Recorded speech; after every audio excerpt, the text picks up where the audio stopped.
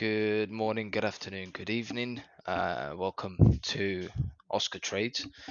My name is Oscar, and what I am is a market analyst for a brokerage firm and also a raw price action trader for Inside Effects. And the purpose of welcome, by the way, to the channel. And the purpose. I just wanted to explain the purpose, so to speak, of this channel.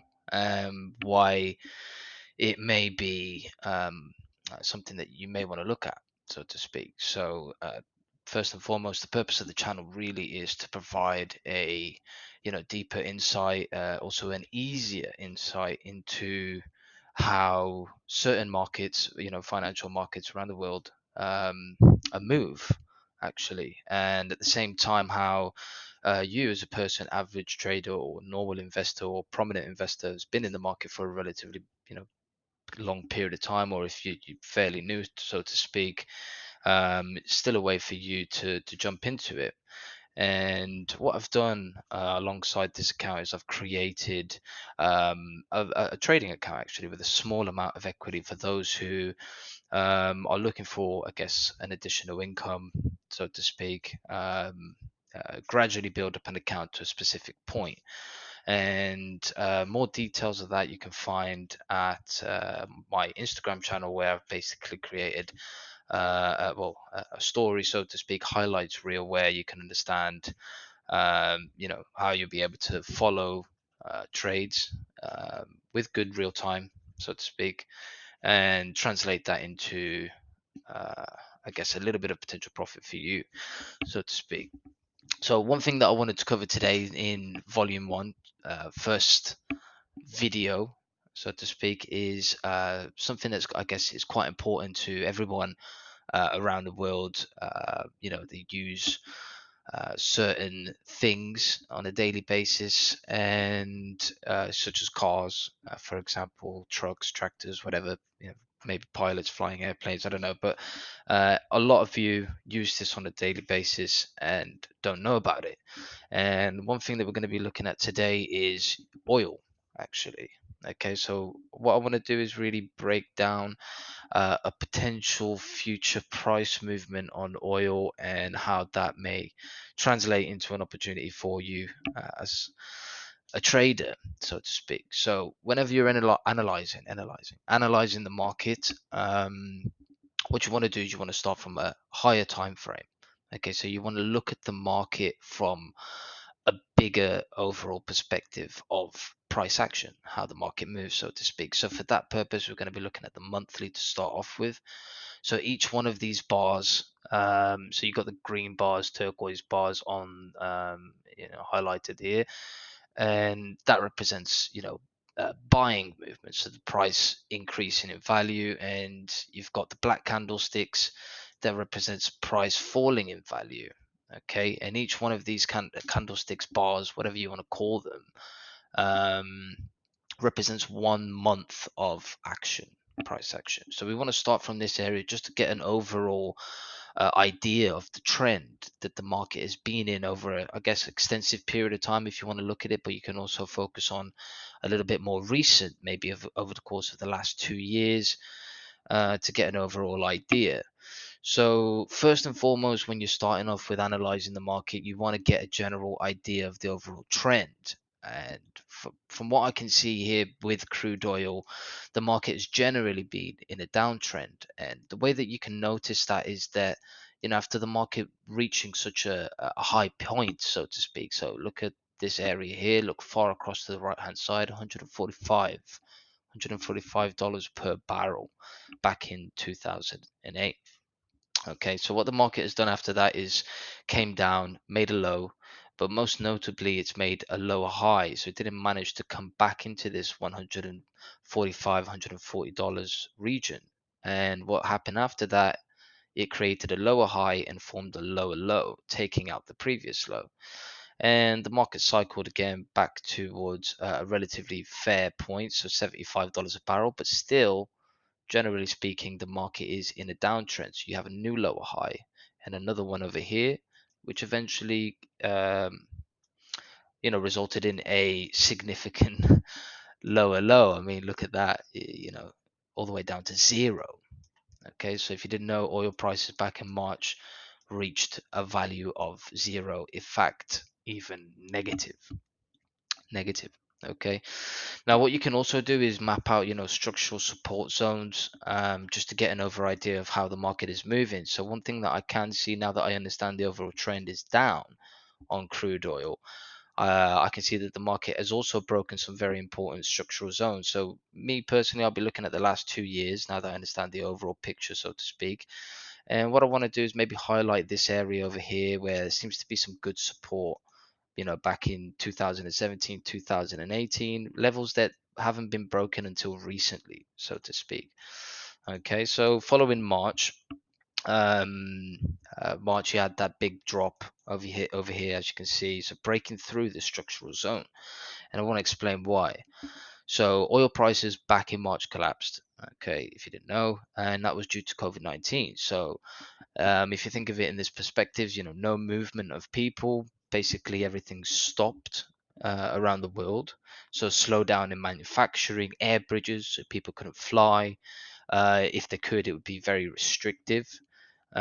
Import, export, for example, dropped significantly. Okay, so a slowdown such as, at that kind of magnitude, so to speak, means a significant drop in oil demand. And as you can see, prices dropped substantially.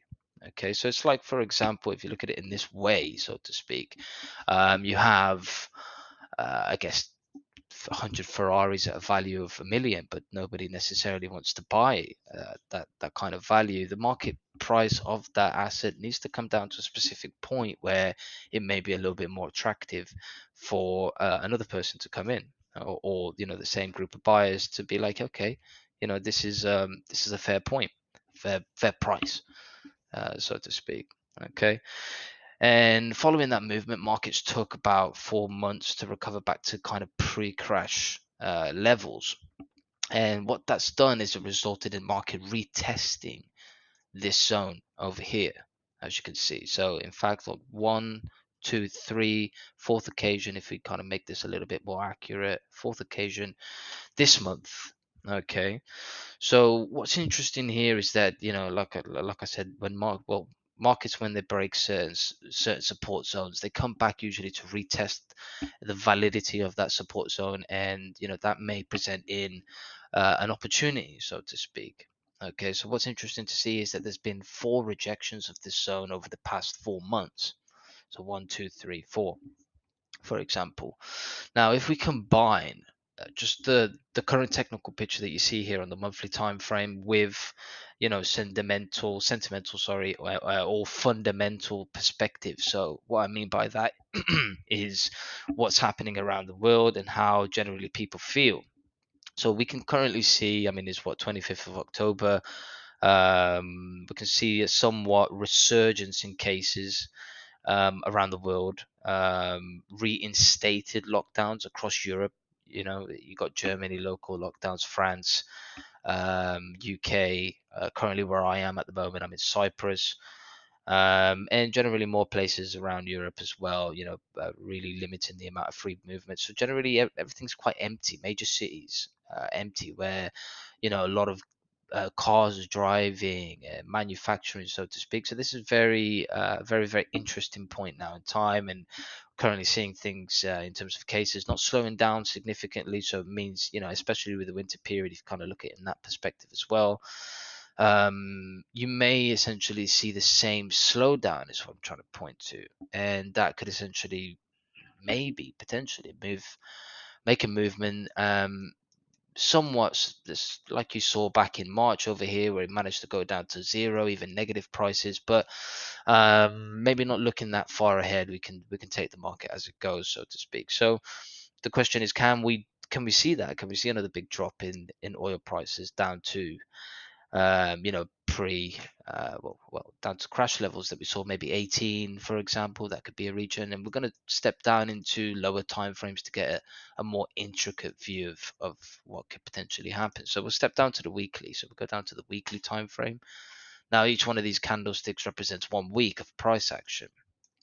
Okay, so the first thing to know is, let me just make this a little bit bigger now. So the first thing to know is clearer rejections of this kind of $41.50 region, or 41 region, so to speak, and we can see how sensitive price is to that point. So we've had that drop recently. This is when, about 31st of August, cases started to rise again. So there was a bit of fear in the market that, the second wave is coming.